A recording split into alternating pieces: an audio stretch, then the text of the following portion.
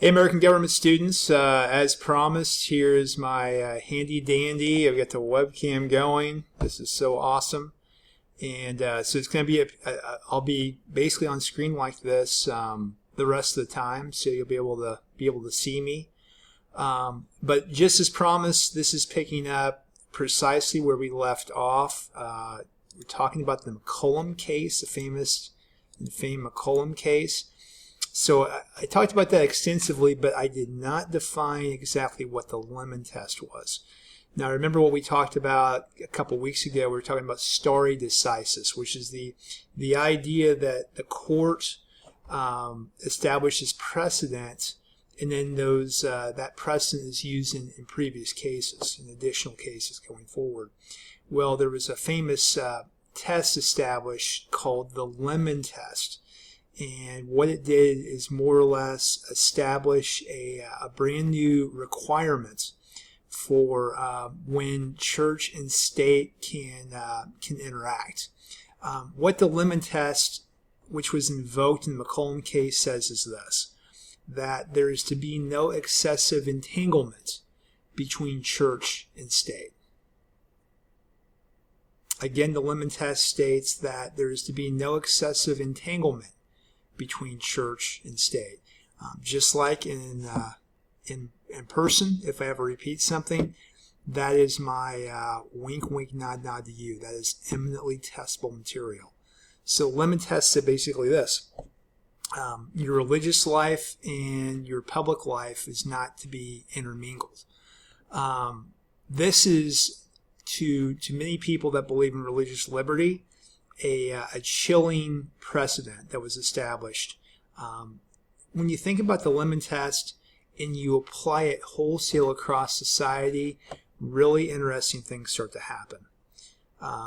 Look at our currency. Take out some money out of your pocket. There's a cool little phrase there. In God we trust. Isn't that more or less entangling religious life and public life? We might say, well, Mr. Lees, it does not say in Jesus Christ we trust. It does not say in Allah we trust. It does not say in Buddha we trust. In other words, it's not denominational. It doesn't favor one religion over another. Well, according to the lemon test, you cannot support or advocate religion over non-religion. So that gets called into question according to the lemon test. Something I hope we experience. We'll have to see what happens, but we think about graduations. Did you have prayer at your high school graduation? Did you do that? And if you did have prayer, who led that prayer? Typically what you'll see is, what we do here at Southeastern is a student from the BASIC organization on campus, which BASIC stands for Brothers and Sisters in Christ. Their president will typically go up there and will lead a prayer. So it's important to note who doesn't lead the prayer. You will not see a faculty member. You will not see a member of the administration. The idea is it's a student-led prayer. By the way, there's a series of cases applying to this. Does that represent a state-sponsored prayer? Well, here's what the court has said. The court has said whenever someone takes, and I'm grabbing my table here, when someone takes this podium and they stand up at graduation, that the fact that they're at that podium is more or less not them talking as a private citizen any longer. It's more or less they have a captive audience. And perhaps not everyone in that audience wants to hear that religious message from an institution that is supposed to be a government-funded entity. So therefore, the court has said, no, you cannot even have prayer if students lead the prayer. That's an illustration of how the lemon test has been interpreted. I'll tell you a quick story about my wife. She was salutatorian of her high school class. And part of being the salutatorian is, of course, you get to give the big speech. So she writes up the speech. She has to, when she does the draft of the speech, she has to give it to both the superintendent and the principal. And I think in her original speech, she had something like 2 or 3 references to Jesus Christ in the speech. And the principal pulled her aside after she gave the speech. She said, it's a great speech. We like the speech. We just have to have you pull those references to Jesus out of the speech. So my wife said, well, of course, I'll do that. So she pulls the references out. Gives the speech again. Principal says, perfect. Night of graduation comes. She stands up there. She gives the original speech and throws in 4 more references to Jesus Christ. Kind of walks by the principal and says, go ahead, put me in detention. But those are the kinds of things that are not allowable if you apply the Lemon test wholesale across society. It gets even more interesting because I know after having this class, ladies and gentlemen, you have been inspired to watch C-SPAN on a regular basis. If you are watching C-SPAN on a regular basis and you see Congress getting gavelled into session, the first thing they do once they gavel into session is they begin with a prayer. Folks, take my Washington, D.C. class. You can actually go, we did this last summer, we actually got to sit in a session of the Supreme Court. Guess how the Supreme Court session begins? It begins with this incantation. May God save this honorable court. Even they begin with a prayer, which calls into question this whole notion of the Lemon test. Another problem with it is the fact that Congress starts with a prayer. Oh, I didn't mention this also. When you take my DC course, we will walk into the Supreme Court chamber. We'll walk right down that center aisle. And then once we get in that center aisle, I will say, look up there on the far right side of the room. What you'll see up there is a giant frieze that wraps around. The frieze is basically a piece of artwork that features different historical figures. What you will see in that frieze is Moses himself holding the 10 Commandments.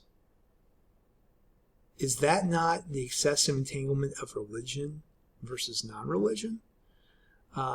So the broader point I'm trying to drive at here is that the court and the government is all over the map when it comes to the Lemon test. Give you one more example. So K through 12 system. How do you start every single day of school? I can tell you how I start every single day of school. The pledge. Do they still do this? I hope they still do this. There's a sweet little line in the pledge. I pledge allegiance to the flag of the United States of America. Then at the very end, there's this little line that says, one nation, under God. Does that one line constitute a state-sponsored prayer? Does that one line cause excessive entanglement between church and state? Guys, about 10 years ago now, guy out in California, Jeffrey Newdow, who happened to be an atheist. Jeffrey Newdow says, I have a little girl. She's in 3rd grade. Every day the pledge happens. My little girl is just like me. She is an atheist. By the way, they do not force her to stand. They never force her to stand. They cannot force you to stand for the pledge. So she would respectfully sit down. They would say the pledge. What Newdow said was the fact that she is sitting down in that environment, everyone else is standing up, it created a quote-unquote hostile environment for his daughter. And more or less that line one nation under God, constitutes a state-sponsored prayer and therefore should be declared under the Lemon Test to be an unconstitutional violation of the separation of church and state. He sues the school district. This ends up in front of the 13th Circuit Court of Appeals, which more or less has, the federal court has jurisdiction over about 13 western states. They say, Mr. Newdow, sir, you are absolutely correct. We therefore declare the Pledge of Allegiance to be unconstitutional. You just declared the Pledge of Allegiance unconstitutional. Folks, even Harry Reid, who is not exactly Rush Limbaugh, Harry Reid, for years and years, the majority leader of the Senate for the Democrats, he comes out and says, this is ridiculous. Conservatives no longer called it the 13th Circuit Court of Appeals. They called it the 13th Circus Court of Appeals. All of a sudden, school district appeals, it goes in front of the high court. Myself and all of my brethren across the country, all these political scientists, we are waiting in breathless anticipation to see what the Supreme Court has to say. Are we finally going to get clarification on the Lemon Test? How far does this precedent go? Will the Lemon Test be struck down? Unfortunately, we didn't get clarification. They said, Mr. Newdow, first of all, you do not have custody of your daughter. Your wife does. Your daughter, every Sunday and every Wednesday, goes to Sunday school. Your daughter is a born-again Christian. Mr. Newdow, sir, you do not have standing with this court. Get out of here. They threw out the case. But the broader point is this. The court is all over the map when it comes to the separation of church and state, how it's been historically handled. And keep in mind, we talked about this in the previous lecture. Read the Constitution. You will not see the words separation of church and state anywhere in the document. It was a result, that phrase was actually a result of Thomas Jefferson writing a letter to the Danbury Baptist Association. Historically, how it's been interpreted is based upon the Establishment Clause. Congress shall make no law regarding the establishment of religion. In other words, you can't favor one religious tradition over another. But the founders in their time didn't really envision this as more or less building a permanent, impregnable wall of separation between church and state. So that was the Lemon Test. Now, ladies and gentlemen, we are going to have some fun. Don't you miss this guy? I can tell you I miss Steve. So we just covered, we're still in the First Amendment, we just covered the Establishment Clause. Congress shall make no law regarding the establishment of religion. Then there's the second part, nor prohibit the free exercise thereof. So that's called the Free Exercise Clause. The Free Exercise Clause. The free exercise of your faith shall not be impeded. Question is, how far does this go? How far does this go? What if you have some, shall we say, unusual faith practices? What if someone wants to handle snakes? By the way, Steve did not do this out of religious conviction. Steve did this because he was a little strange. But the broader point is this. What if you have a church that engages in some usual practices? I'll give you an illustration. I mentioned before in class that my wife is a science major. She makes us watch Discovery Channel. I make them watch Fox News, CNN, and MSNBC. This is how the marriage works. One night, we were watching Discovery Channel. Actually, for one of the first times, it was actually pretty interesting. They show this Appalachian church, this little chapel that's up in the hills and hollers of the Appalachians somewhere. Pastor is up here. He's up here at the podium. You've got like 4 guitarists behind him. All of a sudden, these guitarists, they start jamming out. The preacher next to him is this wicker basket. He throws off the top of it. He reaches in there. He grabs a rattlesnake. He starts dancing with the rattlesnake like this. All of a sudden, he rears back. He throws the rattlesnake across the room. A guy in the back of the room catches it. Now he's dancing with the snake. Folks, let me be very clear about something. I am a political scientist. However, I am not an actual scientist. I am a political scientist. However, I can tell you this. Snakes do not like to be handled in this fashion. Guy in the back of the room grabs it. He starts dancing with it. Pastor reaches back in. He grabs another snake. This thing rears its head back and buries its fangs right into his left bicep. He slowly looks down and he says, I don't know why they do that. He rips the snake out of his arm, throws it across the room. He starts dancing again. The idea is this. You start to develop immunity to these sorts of things. The question I have for you all is this. Is that a constitutionally protected free exercise of one's speech? I'm sorry, of one's faith, rather. Well, here's what the court has said. And by the way, I saw this, watching this with my wife. I told my wife, I said, if you want to put a stop to this, here's what you do. There were kids in that room. There were kids in that room. It's one thing if an adult wants to endanger themselves in this fashion. It's something entirely different if a child is present.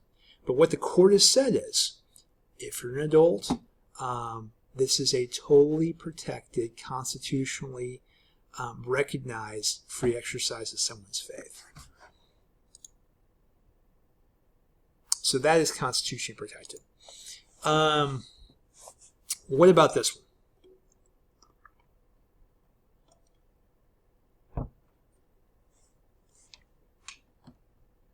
In the 1860s, you've got this group. By the way, for a while, they were in Illinois, part of southern Illinois. Then they get chased out of southern Illinois to Kansas City. In Kansas City, a bunch of them were killed. Their place of worship was burned. Then they said, to hell with this. We're going way out here in a territory, the Utah territory. The Mormons. The Mormons during this time had a very unusual practice of polygamy. Multiple wives. By the way, there was not, this was not without some type of biblical basis. They said, look at the Old Testament. How many wives did some of these biblical figures have? Plus, they have their own Book of Mormon, which advocates multiple wives. So they're out there in Utah. Suddenly, Utah wants to become a state. Stay with me. I pulled up a bunch of stuff here on the slide, but stay with me. Don't start writing this down just quite yet. We're going to talk about this first point right here, which is this Enabling Act. Utah wants to become a state. Whenever you want to become a state, Congress has to pass what's called an Enabling Act. The Enabling Act basically works this way. You walk up the steps of Capitol Hill. You as a state or as a territory, you rap on those doors and you say, will you let us in? Congress then passes something called an Enabling Act. The Enabling Act is, I wish I had a piece of paper, I'd crunch it right now. The Enabling Act says, you give me a piece of paper? Enabling Act says here's a specific listing of everything you have to meet in order to be considered for statehood. Well, with Utah in the 1860s, you can probably guess what was right on top of that list. You know, you all have this unusual practice of having like 15 wives. Perhaps we shouldn't do that. Maybe that's not something we want to do. Utah says, if that's the issue, we'll take care of the issue. My daughter just gave me, I know you've missed this. Oh, there we go, the piece of paper. Thank you very much. I have a very good assistant. You can sleep out there in case I need it. So this Enabling Act says get rid of polygamy. Utah says sure. Well, there's a problem. There's a guy out in Utah named George Reynolds. George Reynolds says, I happen to be a Mormon. Oh, and by the way, did I mention I also happen to have 12 wives. I am just getting started, just warming up. I only have 12 wives. He says, I have been reading your handy-dandy Constitution. In your Constitution, it says, the free exercise of my faith shall not be impeded. Therefore, you cannot tell me I cannot have 12 wives. He sues the government. This is where we get this famous Reynolds versus U.S. court case. Case is significant on a number of levels and for a number of reasons. Chief among them is this is the first time the court has to look at a specific religious practice and say yes or no in terms of its constitutionality for the very first time. What the court said in this instance was, Mr. Reynolds, what we see standing in front of us today is not a Mormon.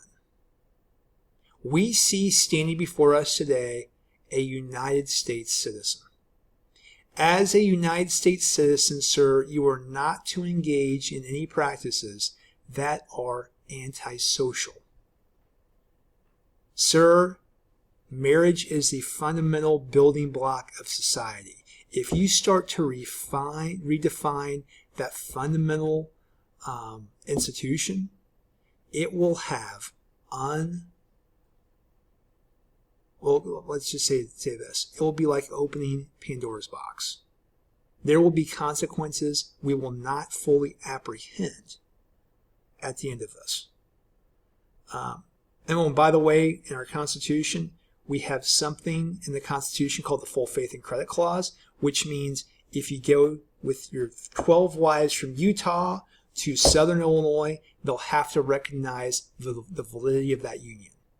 Therefore, sir, we declare antisocial behavior in this instance to be the practice of polygamy. Therefore, it is not afforded constitutional protection. They basically told him, Mr. Reynolds, you're a citizen first, you're a Mormon second. And as a citizen, you're not to engage in antisocial behavior. The critical point is this. For the very first time, the court identified a specific religious practice as being antisocial. They might say, well, Lee, didn't we just talk about a month or so ago about the fact that the court has now recognized a redefinition of marriage? True story.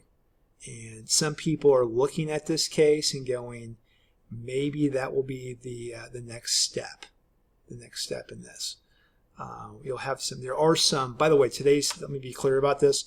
Today's modern Mormon church no longer recognizes polygamy, but there are fundamentalists that kind of live out there in the middle of the desert that are still practicing this. There's even that awful TV show, just terrible TV show called Sister Wives, that features one of these families.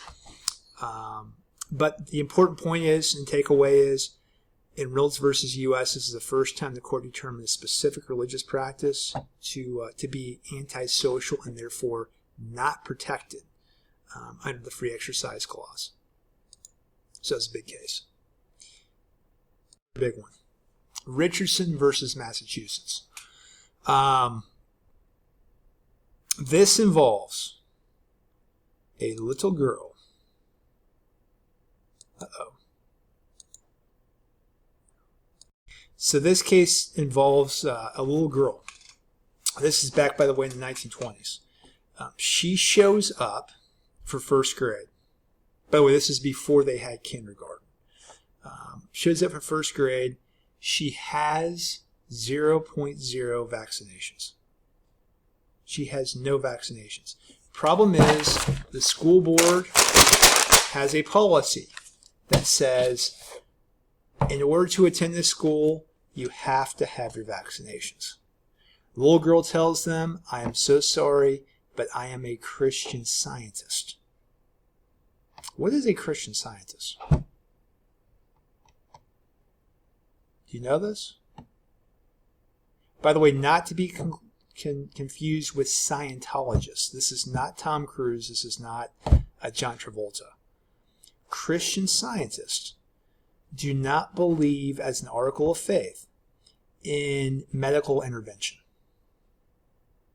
They do not believe in most instances, any medical intervention whatsoever. So if I were to fall sick, do not call a doctor. What you'll do is you'll call the community of believers who will gather around my sickbed, bow their heads, and pray. If it is God's will that I live, I shall assuredly live. If it is God's will I die, I shall assuredly die. By the way, if I were to fall sick, I think I want both. Please pray for me, but also call the doctor. But Christian Scientists don't believe in medical intervention. Therefore, the little girl says, I can't have vaccinations without violating my faith. This is the free exercise of my faith. Well, more or less her parents were saying that on her behalf. So what do you do in this instance? On the one hand, you have the school policy regarding vaccinations. On the other hand, you have this little girl who's trying to be faithful to her religious tradition. Should she be allowed to attend school? What are your thoughts? Well, here's what the court said. Court said, unfortunately, and this is one of my favorite lines, unfortunately, the First Amendment does not entitle one to be a typhoid Mary. I am so sorry, but you have to choose between upholding your religious convictions or attending school. Because your free exercise of your faith does not entitle you to endanger the lives of other people. So we're currently in the midst of the coronavirus. We have seen firsthand, unlike other generations, or I shouldn't say unlike other generations, we've seen things like this in the past. 1918 was the last time we saw a pandemic with this type of reach. But in the 1920s, we saw, and even before that, the scourge of smallpox. Talk to at this point, it would have to be your great-grandparents about this. They can probably roll up their sleeves, show you their shoulders. You'll see these little pot marks in their shoulders where they were inoculated from smallpox. Guys, smallpox, as bad as coronavirus is, which I don't want to downplay that whatsoever, it's very dangerous, especially for those over the age of 65. The death rate on that is about 15%. For the young and the healthy, it's about 1%. Smallpox didn't discriminate in terms of age like coronavirus. Smallpox would hit young and old alike. Smallpox would walk in and wipe out entire villages, entire communities. They say, little girl, if you show up here without benefit of vaccination, you can endanger the lives of all of these people. So the court said no.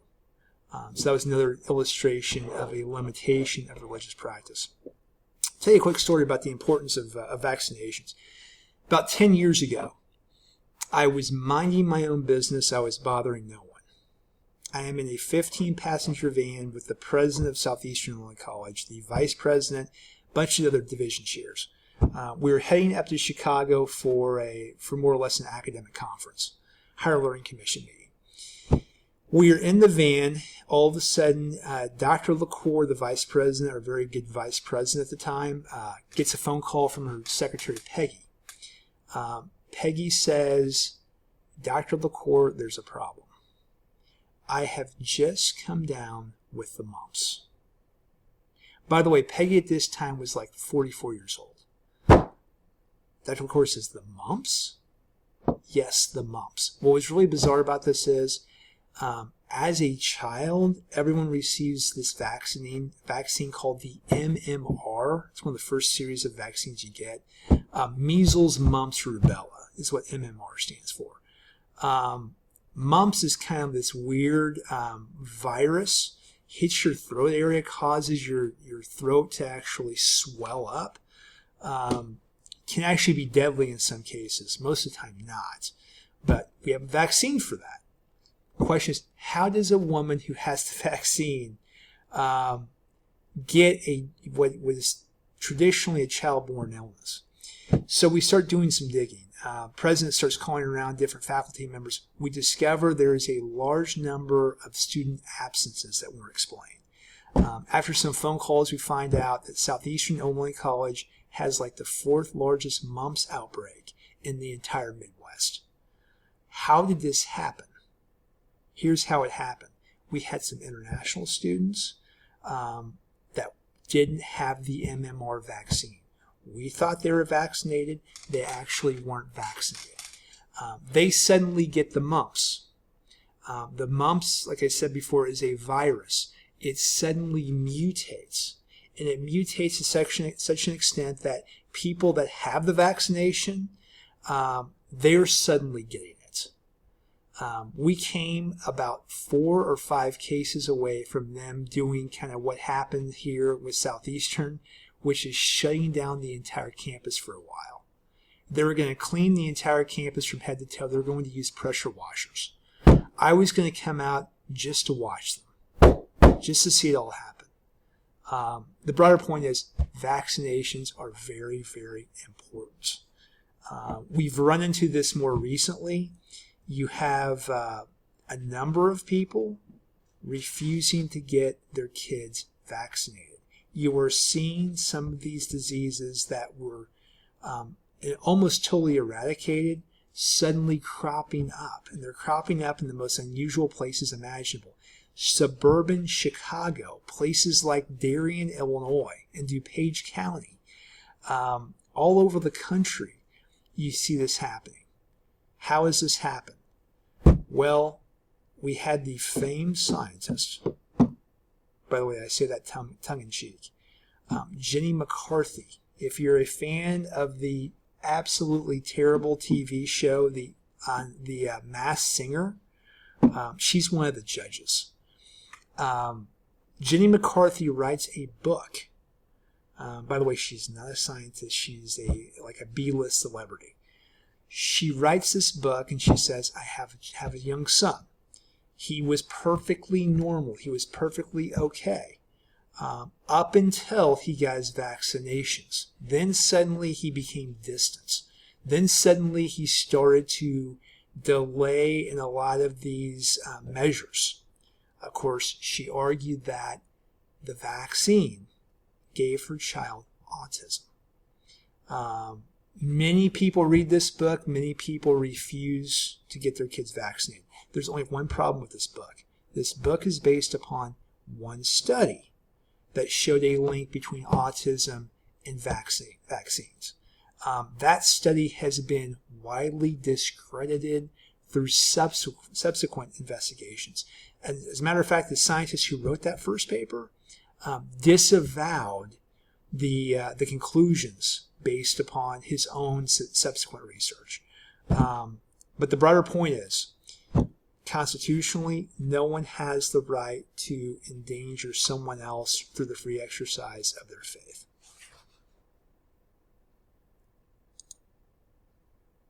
So we are now done with freedom of religion. We're now going to move into another fundamental First Amendment freedom, which is freedom of the press. Predominantly put in here for one reason: allow criticism of the government. Protects newspapers, now today, internet blogs, tweets, social media posts. What type of posts are protected? What areas of the newspaper are protected? It is the areas that are the most critical of the government. Because you cannot have a representative republic that practices popular sovereignty. We, the people, are ultimately powerful. You cannot have both of those things unless you have information, objective information by which the public can access to make these decisions. Thomas Jefferson said it best. Jefferson said, if forced to choose between a free legislature or a free press, I will assuredly select the latter, not the former. So he believed you cannot have a functioning, vibrant, to use the word very loosely, democracy without having a free press. Big exception, doesn't cover libel. What is libel? By the way, as opposed to like slander. Well, slander is a spoken untruth about someone. Libel is a written untruth about someone. Those do not carry constitutional protection under the First Amendment, freedom of press.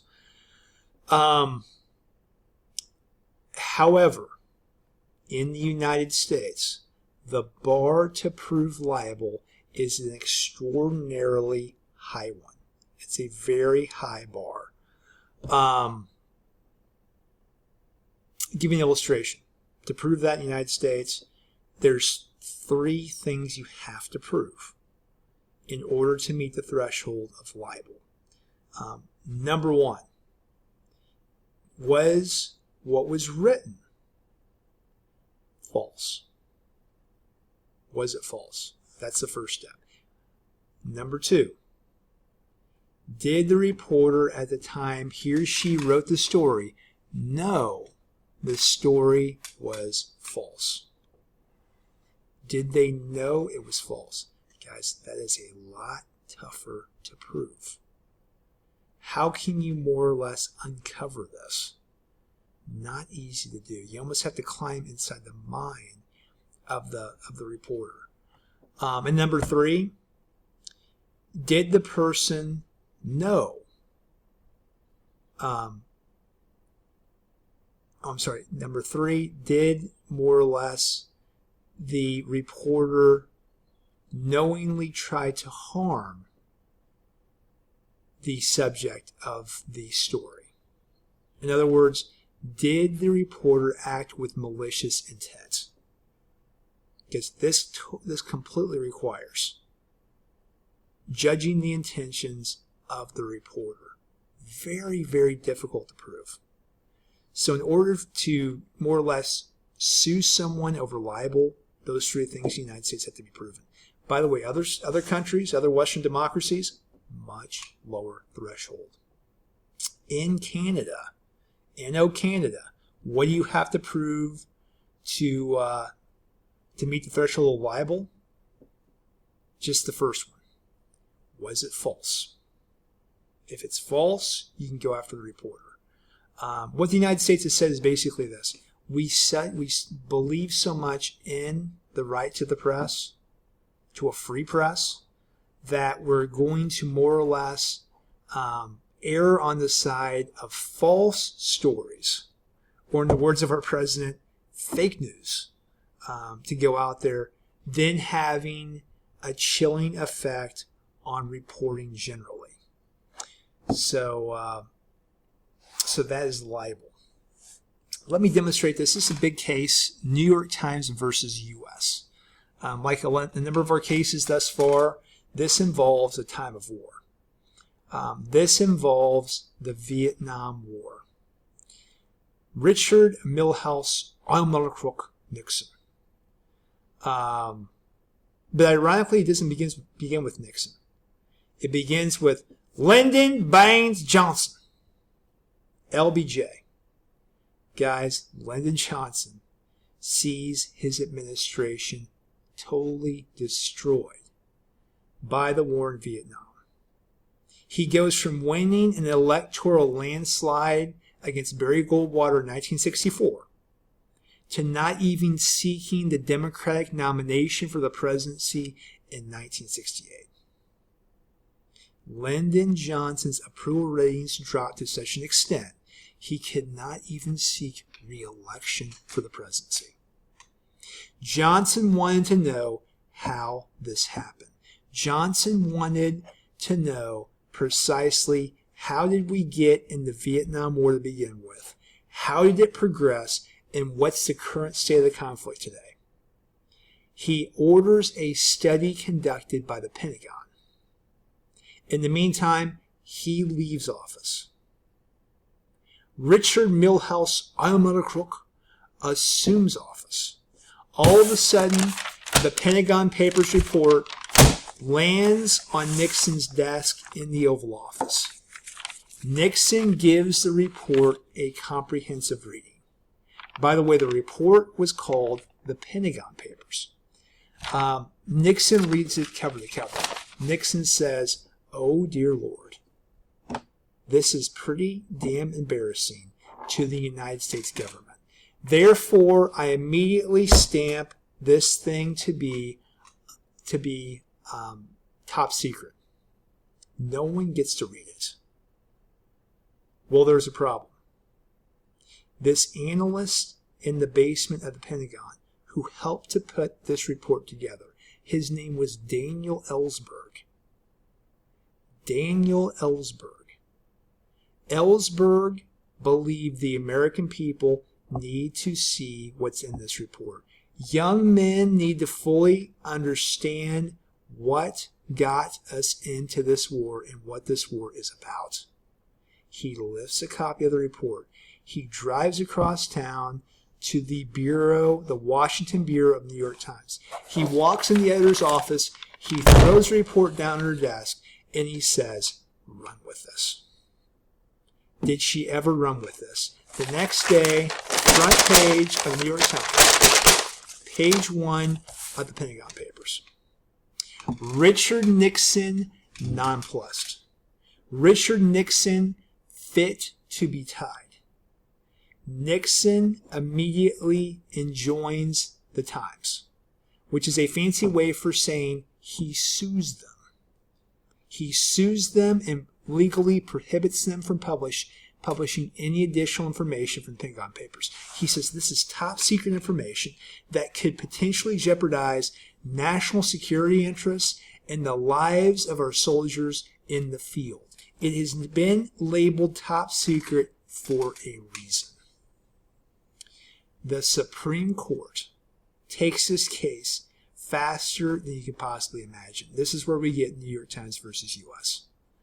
They say, "Mr. Nixon, sir, there's a fundamental difference between information that will jeopardize lives in the field and national security interest, and information, sir, that is simply embarrassing and damaging to the reputation of the United States government.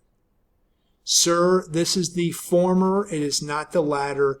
Therefore, we declare everyone gets to read the Pentagon Papers." Guys, the biggest takeaway is this. The federal government cannot get involved in censoring the press. They cannot get involved in censoring the press.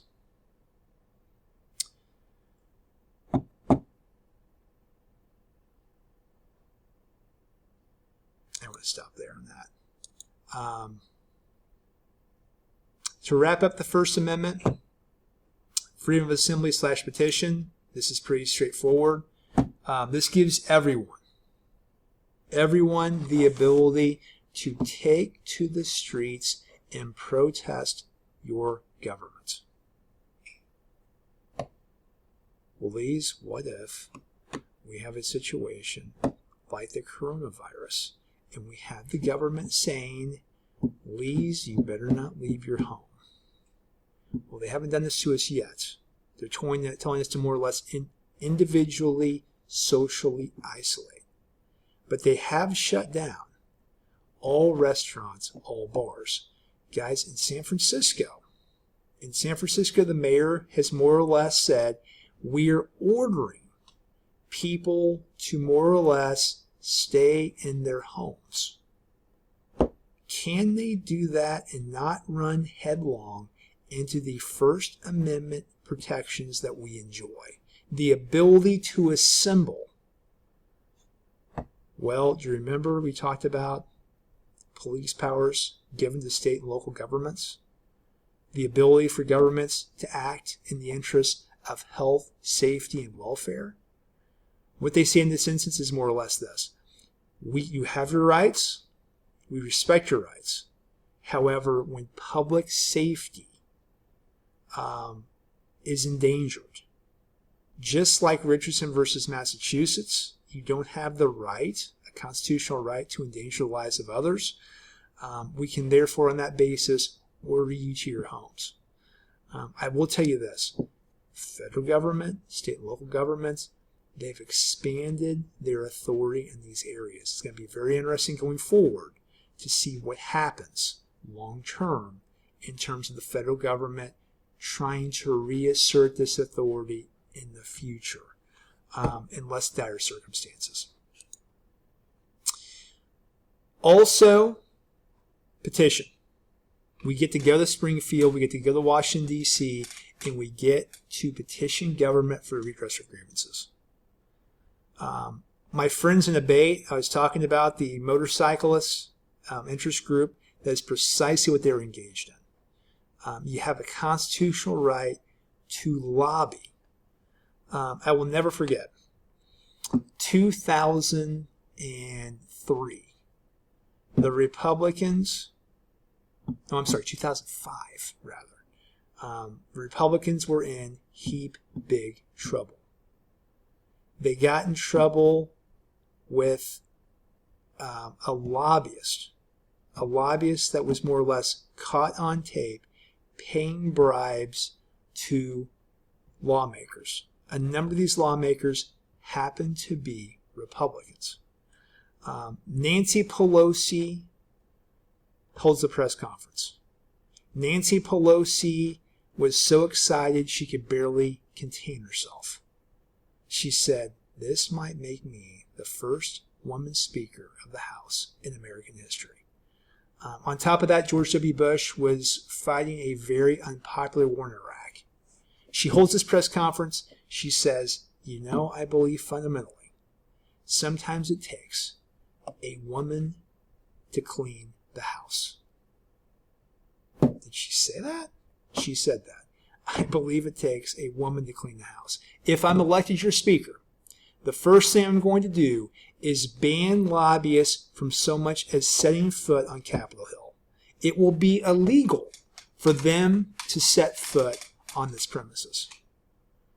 I sat there and said to myself, there's only one problem. The First Amendment and the right to petition. By the way, she later had to back off of that pledge for First Amendment reasons.